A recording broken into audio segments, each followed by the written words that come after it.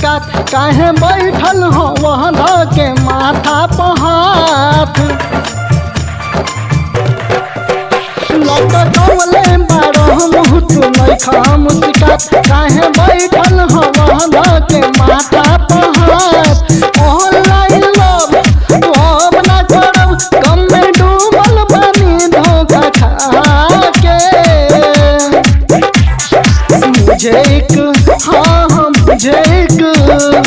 मुझे एक भौजी ने लूटा रे कुमार वाला डीपी लगा के मुझे एक भौजी ने लूटा